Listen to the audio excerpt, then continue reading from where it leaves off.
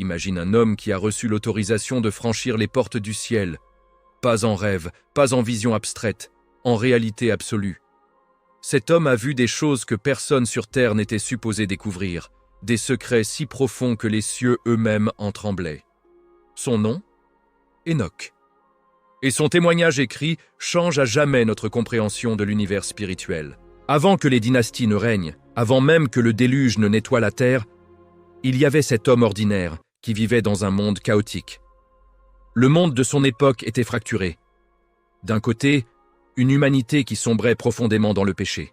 De l'autre, une multitude d'êtres spirituels qui opéraient dans l'ombre, des créatures célestes qui avaient abandonné leur poste et corrompu tout ce qu'elles touchaient.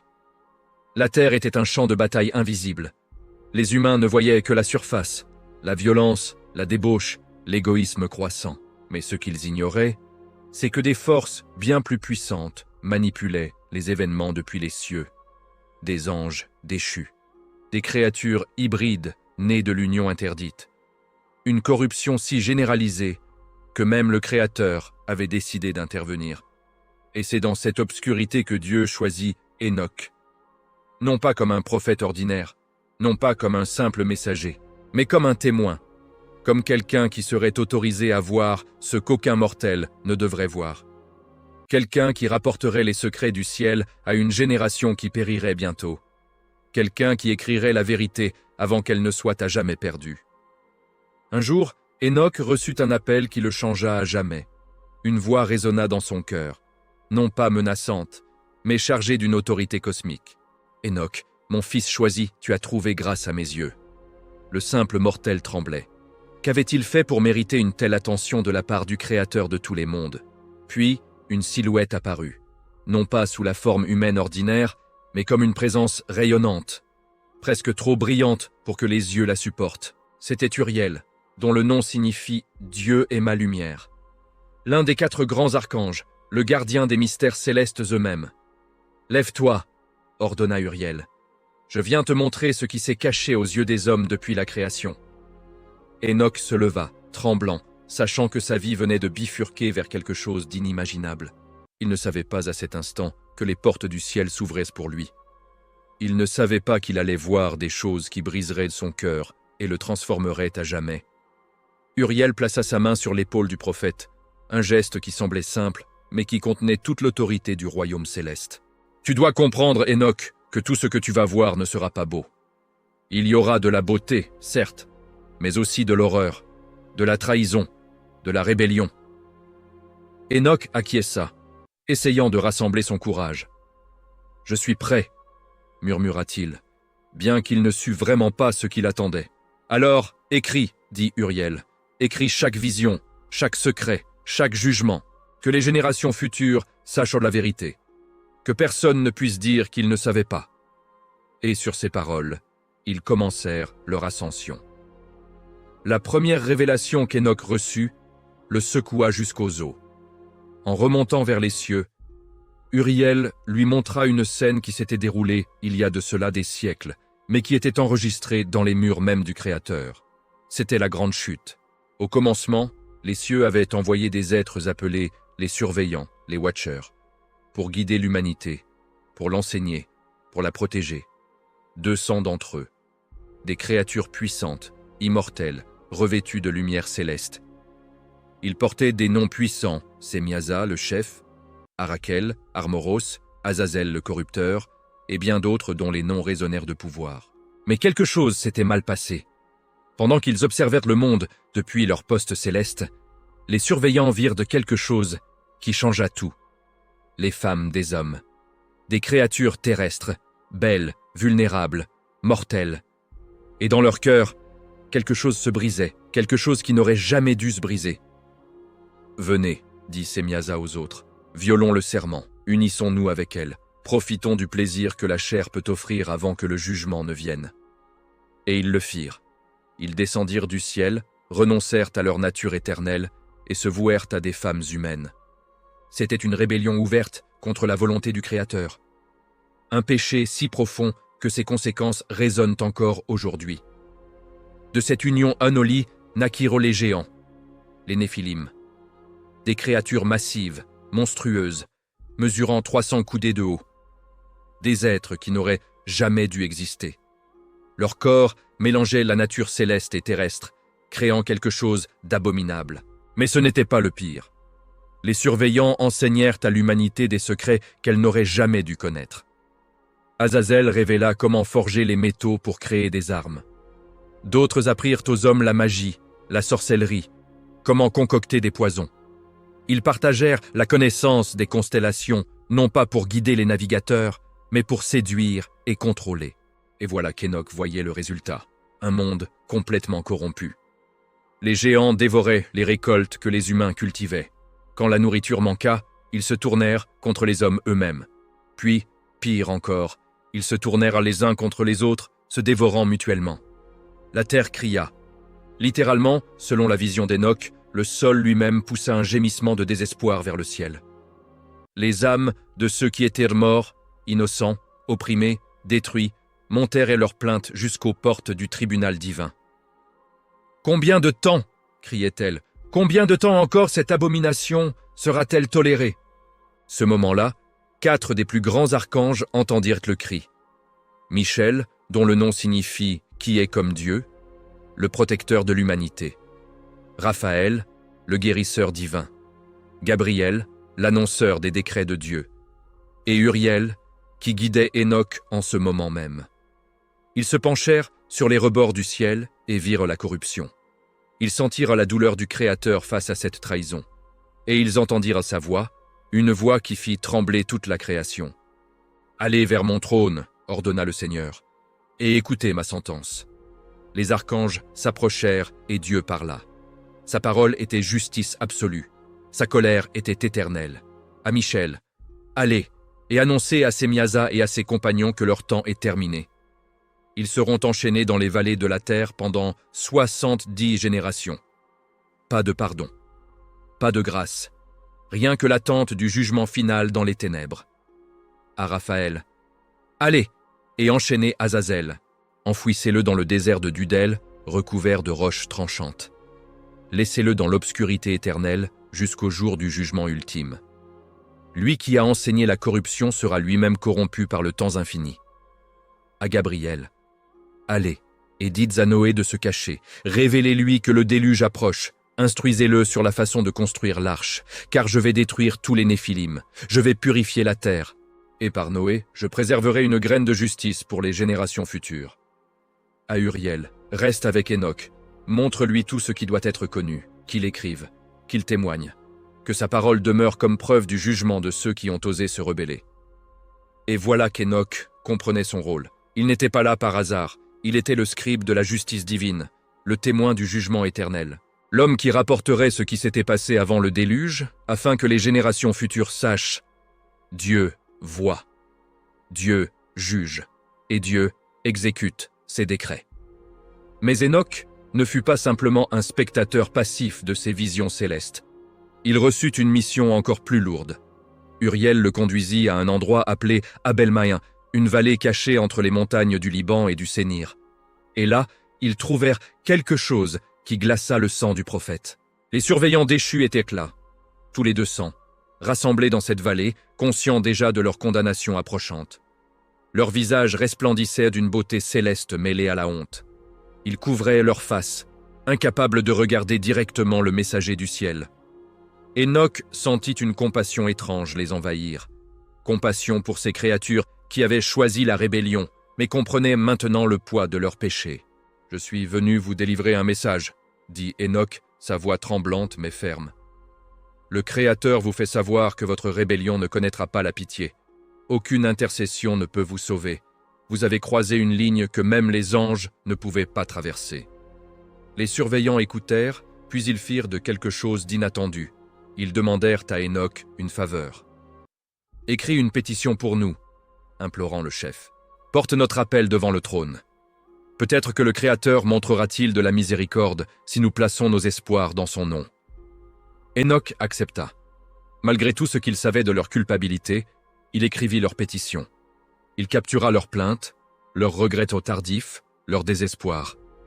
Puis il monta vers le ciel pour présenter leur cas devant le trône de Dieu lui-même. Ce qu'il trouva fut terrible. Le Créateur répondit non pas par la colère, mais par quelque chose de plus froid encore, la fermeture définitive de toute porte à la grâce. « Dis-leur, ordonna le Seigneur, que leur temps est révolu. Ils ont trahi leur ciel.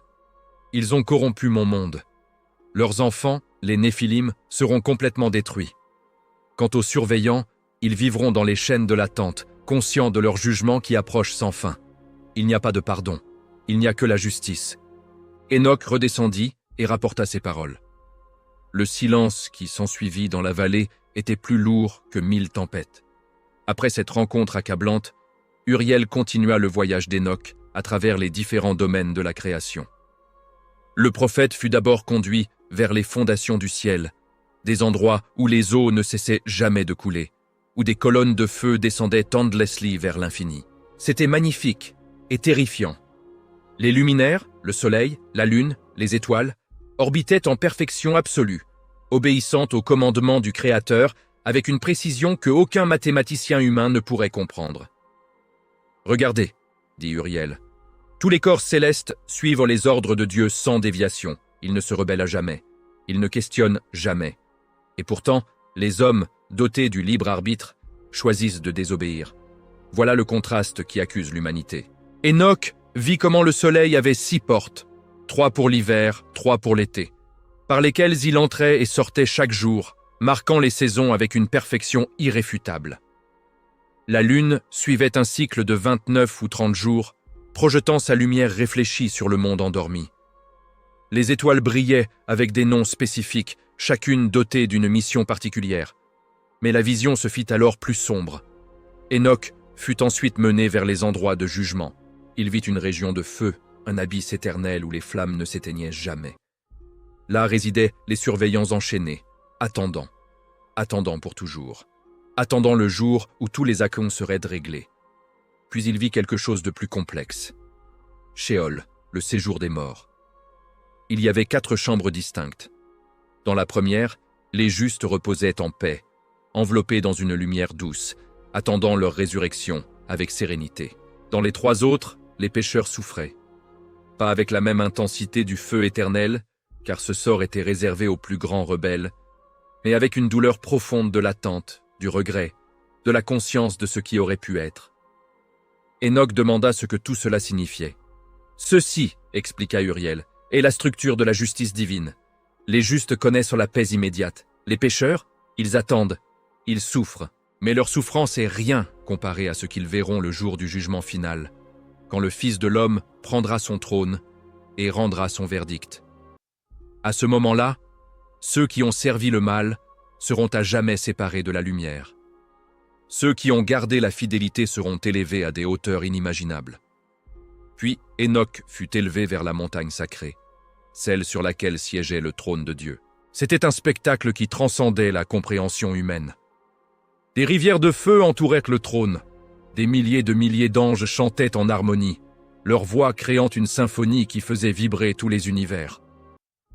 Au centre, sur le trône, s'asseyait une présence tellement brillante, tellement puissante, que même le prophète illuminé dut détourner son regard. Et auprès du trône, l'arbre de vie, magnifique au-delà de toute description. Ses fruits respiraient d'une beauté éternelle. Ses branches s'étendaient dans des dimensions que les yeux humains ne pouvaient pas tout à fait saisir. « Cet arbre, dit Uriel, sera donné aux justes au jour de la restauration. Ils en mangeront et vivront pour l'éternité. Les pécheurs, eux, ne le verront jamais. Ils seront loin, enfermés dans les ténèbres. Souvenez-vous cela. » À mesure que les visions progressaient, Enoch reçut ce qu'on appelait le livre des paraboles, une révélation particulière qui concernait le Fils de l'homme. Cela était confus pour le prophète. Comment un Fils de l'homme pouvait-il exister avant que le Créateur n'ait envoyé le Messie? Mais Uriel l'éclaira. Le Fils de l'homme était une figure prophétique, une image du jugement ultime, une représentation de la justice divine incarnée qui viendrait un jour pour rendre le verdict final sur tous les êtres, humains et célestes. Enoch vit une première parabole, celle du destin des justes et des pécheurs. Il vit les justes se lever comme la lumière du soleil, leur visage rayonnant de gloire, sans crainte pour l'avenir, car le Seigneur serait avec eux. Il les vit marcher dans une lumière éternelle, leur corps transformé en quelque chose de plus qu'humain. Mais il vit aussi les pécheurs, expulsés, exilés, castés vers une obscurité éternelle sans horizon.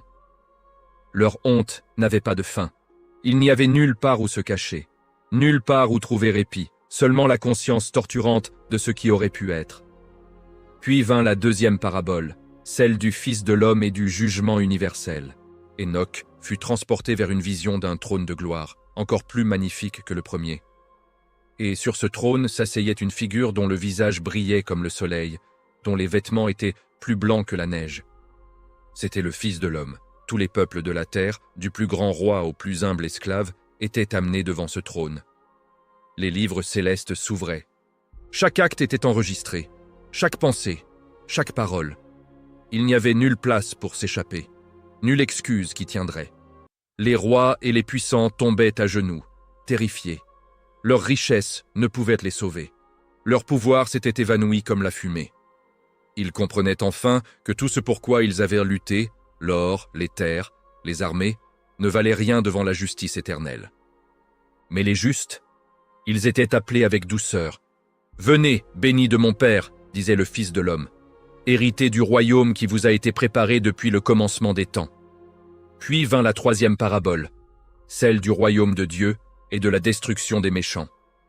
Enoch vit une terre renouvelée, une création restaurée, les montagnes et les vallées couvertes de verdure, les rivières coulant avec des eaux pures, les arbres portant des fruits en abondance, et sur cette terre renouvelée, les justes vivant en paix, sans crainte, sans douleur. Le Fils de l'homme régnerait sur tout cela.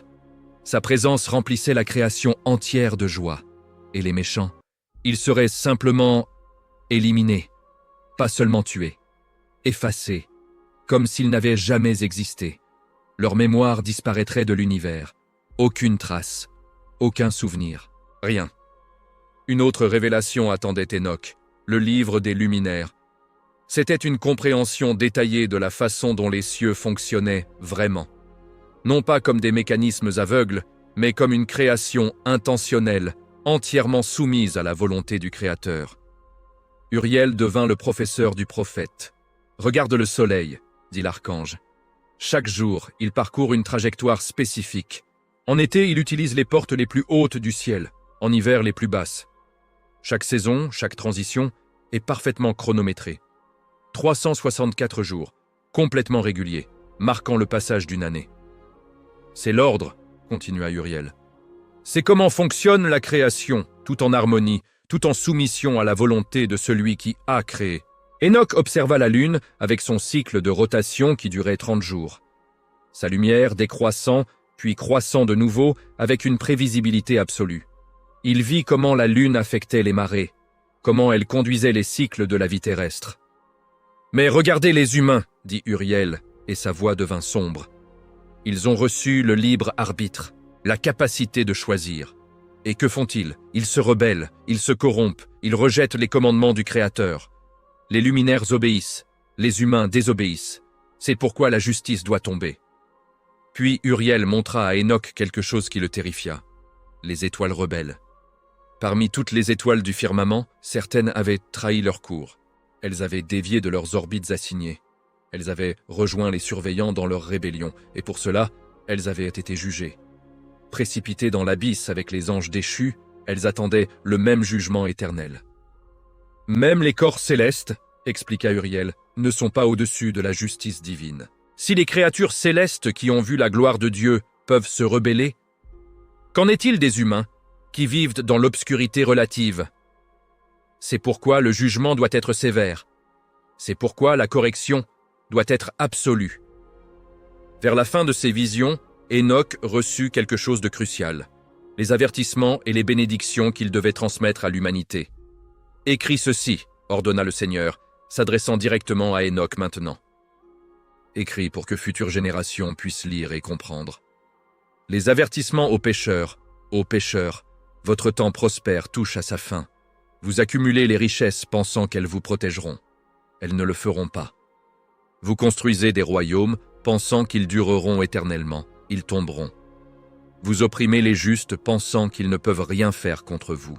Mais le Créateur voit, le Créateur garde le compte, et le Créateur jugera. Dans les derniers jours, il y aura de la tribulation. Vous verrez les signes du jugement approcher, et vous réaliserez, trop tard, que vous aviez eu le temps de vous repentir, mais que vous aviez choisi le chemin de la destruction. Il n'y a pas d'endroit où se cacher de la justice divine. Les montagnes s'effondreront avant que vous trouviez refuge en elles. Les océans s'assécheront avant que vous trouviez refuge en eux. Seul le repentir peut vous sauver. Seule la conversion du cœur peut vous racheter. Les bénédictions pour les justes. Mais à vous, les justes, je dis, ne craignez pas. Oui, vous souffrez maintenant. Oui, vous êtes méprisés par le monde. Oui, vous êtes humiliés par ceux qui suivent le chemin du péché. Mais votre récompense est assurée. Elle est préparée. Elle vous attend dans le royaume où plus aucune larme ne coulera. Vous brillerez comme les étoiles du firmament. Votre lumière ne faiblira jamais. Et vous vivrez en présence du Seigneur, conscient de sa gloire à chaque moment de l'éternité. Pour vous, la fin des jours n'est pas une terreur, mais une promesse joyeuse. Les richesses du monde ne valent rien comparées à ce qui vous attend. Le pouvoir terrestre est insignifiant comparé à l'autorité que vous recevrez. Restez ferme, restez fidèle, et sachez que votre foi n'est pas en vain. Enoch reçut également une vision particulière, celle des 10 semaines, une division symbolique de toute l'histoire humaine. La première semaine, la création du ciel et de la terre, la formation d'Adam. La deuxième semaine, la montée du péché, l'approche du déluge qui nettoiera la terre. La troisième semaine, Abraham et sa descendance, choisis pour être un peuple saint. La quatrième semaine, la loi donnée à Moïse, afin que les hommes puissent marcher dans la justice. La cinquième semaine, les rois et les prophètes, guidant Israël. La sixième semaine, la corruption du peuple de Dieu, l'exil parmi les nations. La septième semaine, l'arrivée du Messie, qui apporterait la rédemption. La huitième semaine, la justice fleurissant sur la terre, les justes héritant du royaume. La neuvième semaine, le jugement des pécheurs, l'éradication complète du mal. La dixième semaine, les cieux nouveaux et la terre nouvelle, où les justes vivraient en paix éternelle. Ces semaines étaient une compréhension du plan entier de Dieu, passé, présent et futur, révélés à Enoch pour qu'il comprenne que tout avait un but. Rien n'était accidentel. Tout convergeait vers le jugement final. Mais ensuite, Uriel montra à Enoch quelque chose d'une importance capitale, la naissance de Noé. Méthussélah, le fils d'Enoch, vint trouver son père, perturbé. « Père, une étrange chose s'est produite. Un fils est né à Lamech, mon petit-fils. Mais ce enfant, il n'est pas normal. » Enoch écouta attentivement tandis que son fils décrivait un enfant à la peau blanche, comme la neige, aux cheveux blancs, comme la laine, aux yeux brillants comme le soleil même. C'était une description qui défiait la nature. Enoch monta en prière, et le Seigneur révéla la vérité. Ce enfant est Noé. Il sera l'homme juste qui sauvera l'humanité du déluge qui approche. À travers lui et ses descendants, la terre sera restaurée. Enoch rapporta cela à Méthussélah, qui comprenait maintenant. Le déluge viendrait dans les jours de Méthussélah lui-même. Car le nom de Méthussélah, quand lui mourra, il sera envoyé, était une prophétie. Quand le plus vieil homme jamais vivant rendrait son dernier souffle, le déluge viendrait. Et ce fut exactement ce qui se passa. Après toutes ces révélations, les cieux, l'enfer, le jugement, les luminaires, l'histoire des 10 semaines, la naissance du Sauveur. Enoch fut ramené pour une dernière compréhension synthétique. Il comprenait maintenant, rien n'était caché au Créateur. Chaque action était observée. Chaque pensée était enregistrée. Chaque seconde était comptée. Il y avait une justice absolue, une miséricorde infinie, mais aussi une sévérité sans compromis. Les cieux eux-mêmes étaient un système de justice. Les luminaires obéissaient. Les anges loyaux maintenaient l'ordre. Mais ceux qui se rebellaient, qu'ils soient anges ou humains, faisaient face à un jugement qui était à la fois inévitable et éternel. Et pourtant, il y avait espoir. Tant qu'un cœur respirait encore, tant qu'une vie persévérait, il y avait opportunité de repentance. La miséricorde attendait tous ceux qui se tourneraient sincèrement vers le Créateur. Mais cette miséricorde n'était pas une permission de continuer le péché. C'était une invitation au changement radical, à la transformation complète. Les justes vivraient éternellement. Les méchants seraient détruits, non pas par caprice, mais par justice. Et personne ne pourrait dire qu'il n'avait pas eu d'avertissement. Enoch écrivait tout cela. Le monde entier saurait. À la fin de ses visions, Enoch reçut un dernier commandement du Seigneur. « Enoch, tu as vu les secrets du ciel, tu as vu le jugement qui approche, tu as vu le royaume qui sera préparé. Maintenant, retourne sur la terre, écris ce que tu as vu, prêche ce que tu as entendu, que personne ne puisse dire qu'il ne savait pas. » Enoch écrivit. Il prophétisa. Pendant des générations, son témoignage persista. Le livre d'Enoch devint un enregistrement du plus haut niveau des mystères divins jamais donnés à un mortel. Et toi, en regardant ces visions, en entendant ces vérités, que fais-tu? Tu as maintenant le choix qu'Enoch a reçu le pouvoir de partager avec toi.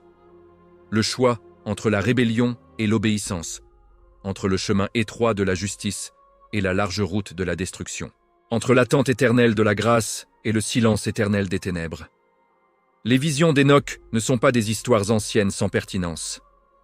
Elles sont des avertissements vivants, des appels à la transformation, des promesses pour ceux qui ont les oreilles pour entendre.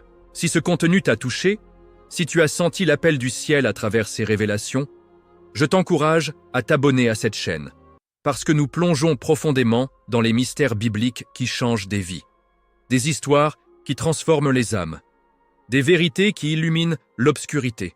Partage cette vidéo, parce que ton ami, ta famille, quelqu'un dans ton entourage a besoin d'entendre cela. Le monde a besoin de savoir que le jugement approche, mais que la grâce est encore disponible, que la rédemption est possible pour tous ceux qui se tournent sincèrement vers le Créateur. Et par-dessus tout, réfléchis, profondément, honnêtement. Quelle est ta position face à ces vérités? Es-tu du côté des justes ou de celui des rebelles? Cherches-tu la grâce ou la condamnation? Les mystères du ciel, une fois révélés à Enoch, te sont maintenant révélés. Que feras-tu de cette connaissance?